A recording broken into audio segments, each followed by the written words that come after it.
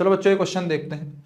सबसे पहले इसमें दे रखा है कि भाई जो मैट्रिक्स है, मैट्रिक्स ए वो दे रखी है अपने को, और मैट्रिक्स बी गिवन है, और यहाँ पे कुछ बड़ा सा एक्सप्रेशन दे रखा है A raise to power 15 plus B का इस वर्टिकल मैट्रिक्स के साथ में एक्स कोमा वाई जो वर्टिकल मैट्रिक्स है इसके साथ में मल्टीप्लीकेशन जो है वो 0 0 दे रखा है।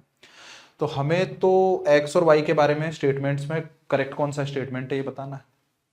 तो सबसे पहली डिफिकल्टी जो है वो ए रेज टू पावर 15 निकालने की है, तो उसके लिए समझते हैं। तो अगर आपने कैरेक्टरिस्टिक इक्वेशन के बारे में पढ़ रखा है तो कैरेक्टरिस्टिक इक्वेशन जो है वो क्या हो जाएगी, A square minus trace A कितना हो जाएगा 3 माइनस 1 मतलब 2 times A plus determinant of A times I. Determinant of A कितना हो जाएगा -3 प्लस 4 मतलब 1, तो 1 time I is equal to null matrix.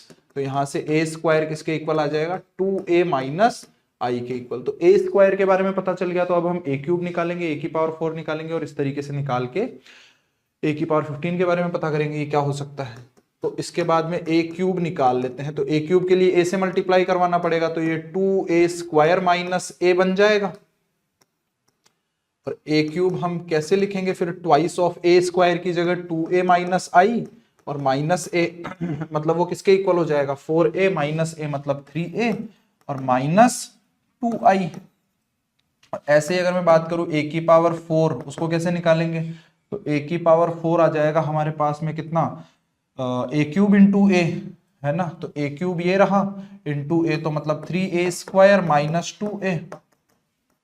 तो यहां से ये कितना बन जाएगा 3 टाइम्स ए स्क्वायर की जगह 2a माइनस आई लिख देंगे और माइनस 2a तो यहां से 6a माइनस 2a मतलब 4a माइनस 3i।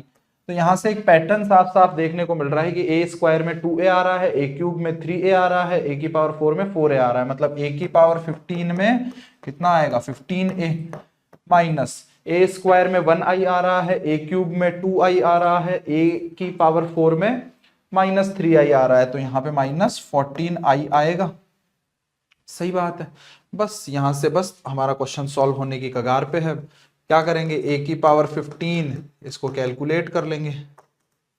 ए की पावर 15 ये कितना आ जाएगा 15 टाइम्स ए, तो 15 इंटू ए 45, फिर इधर कितना आ जाएगा माइनस 15 इंटू ए 60, 15 इंटू 1 15, 15 इंटू -1 -15 और माइनस 14 0 0 14, तो ये 15a माइनस 14i कैलकुलेट कर लिया, तो ये कितना आ जाएगा, ये यहां से 45 माइनस 14 मतलब ये आ जाएगा 31, ये माइनस 60 आ जाएगा, ये इधर से 15 आ जाएगा और -15 माइनस 14 तो -29 आ जाएगा।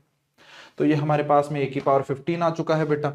अब इसमें अगर मैं b ऐड कर दूं तो यहाँ पे मैं b ऐड भी कर देता हूं, तो वो b ऐड यहाँ पे कितना हो जाएगा -29 49 -13 और 18, तो यहां से a की पावर 15 प्लस b ये भैया कितना आ जाएगा, ये आ जाएगा हमारे पास में -2 इधर से कितना आ जाएगा -61, तो ये 11 आ जाएगा -11 सॉरी, इधर से 15 -13 तो ये भी 2 आ जाएगा और -29 18 तो ये -11 आ जाएगा। अगर मैं इसको x y से मल्टीप्लाई करवा दूं तो यहाँ पे भी x और y से मल्टीप्लाई करवाना पड़ेगा, और ये जो है वो किसके इक्वल गिवन है 0 0 के इक्वल गिवन है, 0 0 के इक्वल गिवन है।